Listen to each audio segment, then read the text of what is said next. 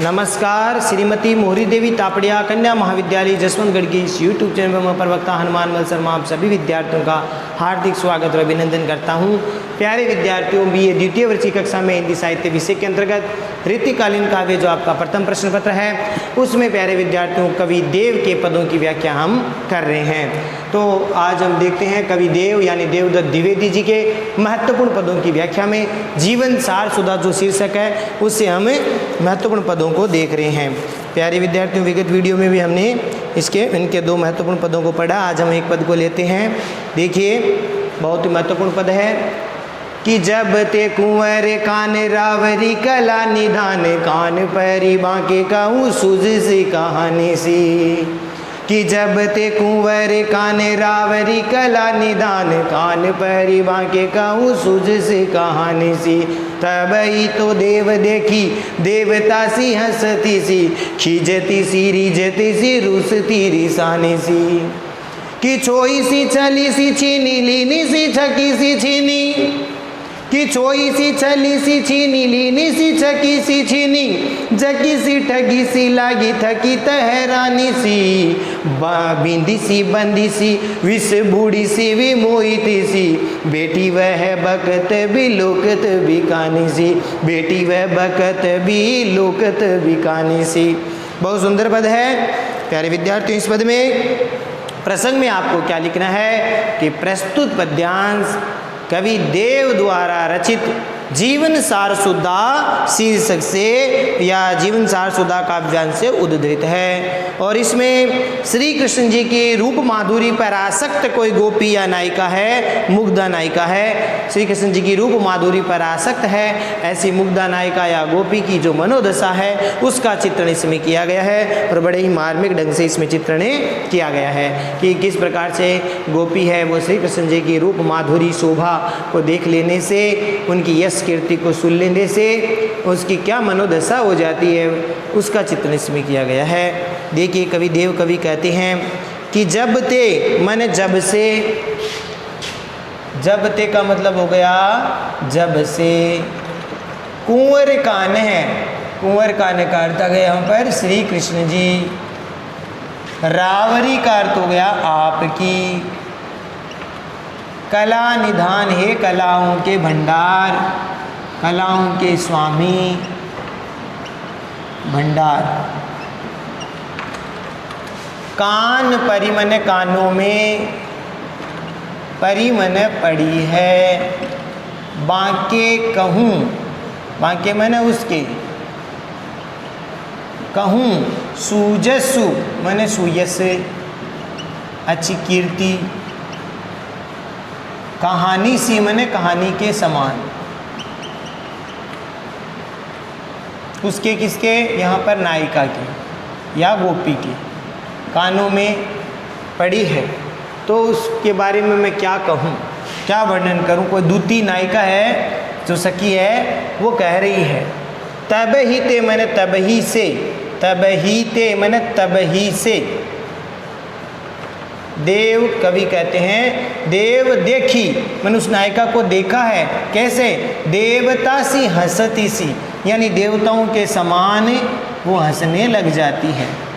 हंसती सी मतलब हंसने लग जाती है या लगती है, ठीक है। कभी वो हंसती सी लग जाती है। खींचती सी मैंने नाराज हो जाती है, खींच जाती है। रिझती मैंने प्रसन्न हो जाती है, खुश हो जाती है। प्रसन्न सी प्रसन्न हो जाती है। रूसती कभी नाराज हो जाती है, रुष्ट हो जाती है, ठीक है। रुष्ट हो जाती है, रूठ जाती है मान करके। किस प्रकार से रूठ जाती है, मान करके रूठ जाती है।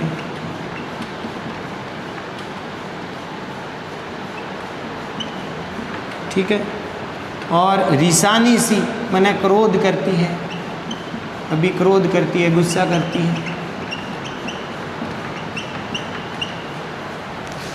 छोई सी, छोई सी छली सी। छोई का मतलब होता है शुद्ध होना, शोभित होना, शुद्ध या शोभित होना। छली सी, कभी छली सी अपने आप को अपने आप को छली हुई सी मानती है, छली हुई सी मानती है।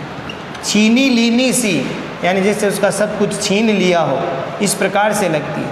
छकी सी, छीनी अर्थात मदमस्त हो जाती है, उन्मत्त हो जाती है।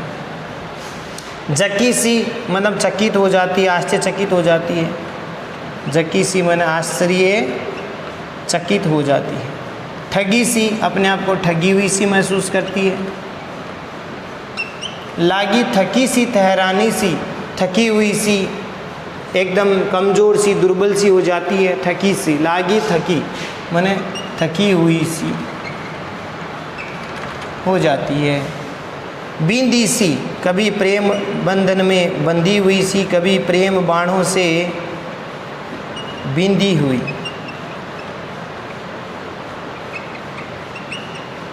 बंधी सी, कभी प्रेम भावना से बंधी हुई। प्रेम बाणों से बिंदी हुई, प्रेम भावना से बंधी हुई। विष बूढ़ी सी, विरह के या वियोग के जहर में, बूढ़ी मने डूबी हुई सी। विरह या वियोग के जहर में डूबी हुई सी। विमोहित सी, यानी मोहित होती हुई, मोहित सी, विमोहित सी, है ना, मोहित हो वही, जैसे मोहित हो गई हो ऐसे लग रही। बैठी हुए बकत, कभी वो बकने लग जाती है, प्रलाप करने लग जाती है।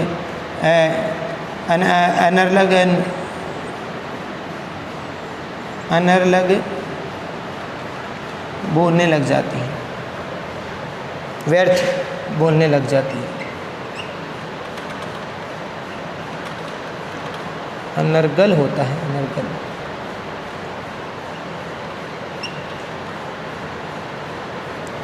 विलोकत मैंने देखते हैं। बिकानी सी, मैंने आपके हाथों बिकी हुई सी।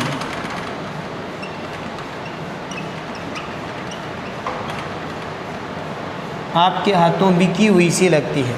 अब देखो इसका अर्थ। नायिका कह रही है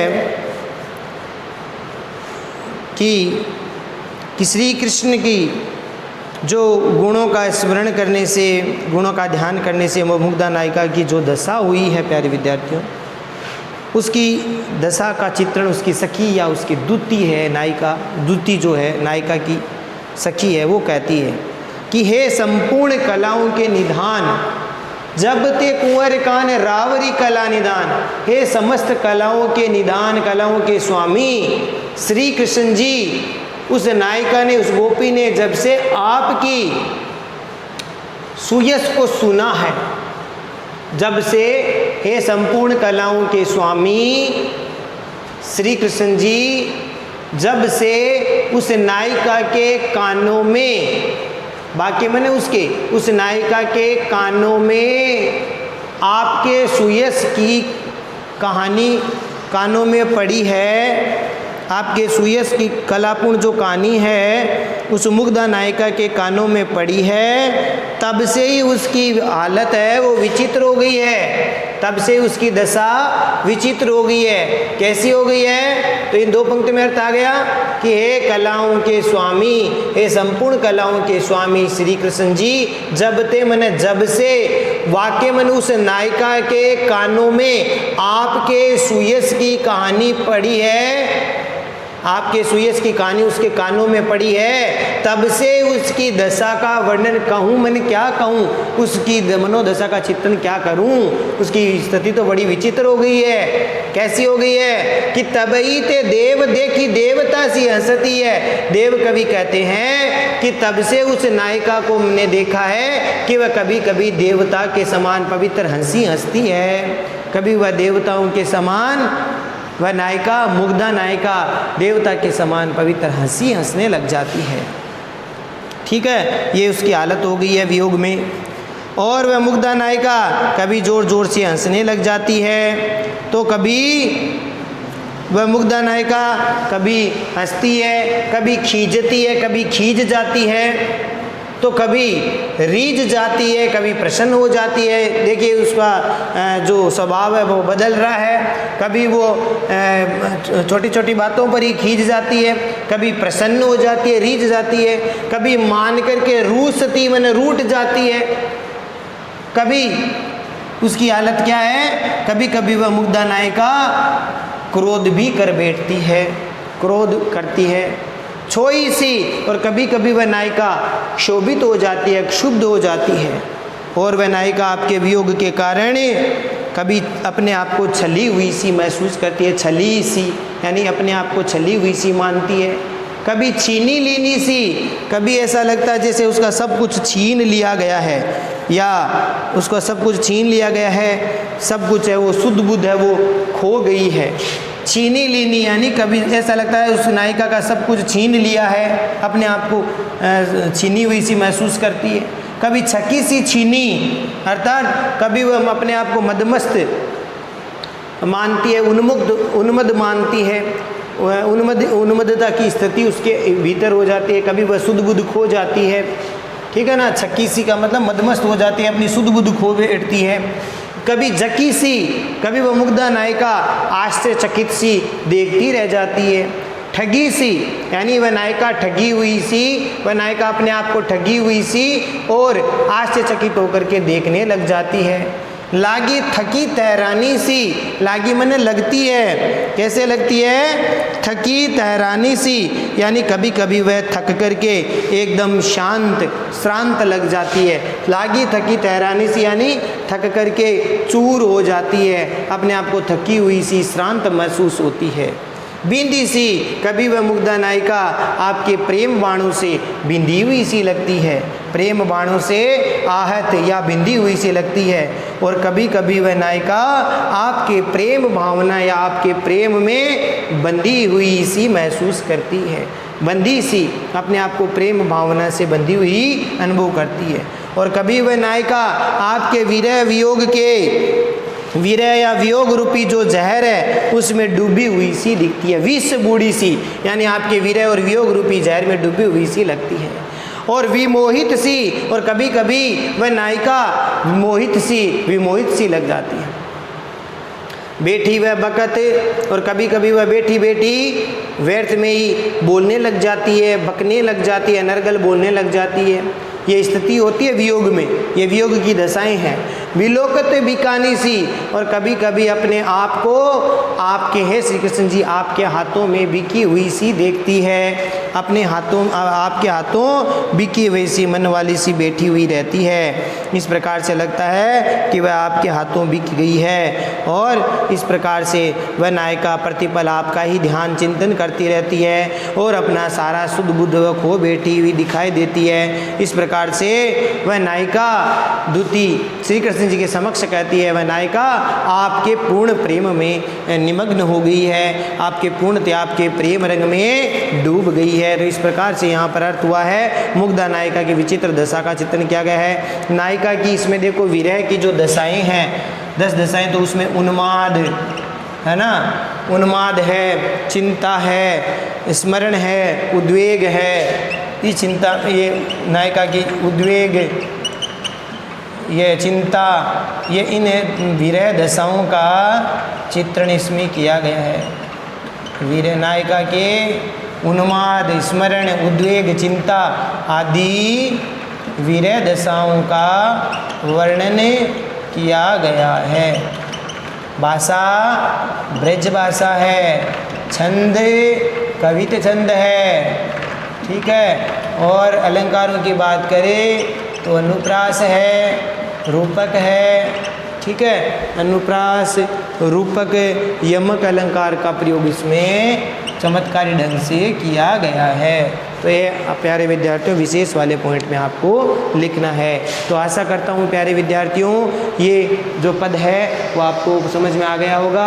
बहुत ही महत्वपूर्ण पद है परीक्षा की दृष्टि से, तो इसको ठीक प्रकार से समझे।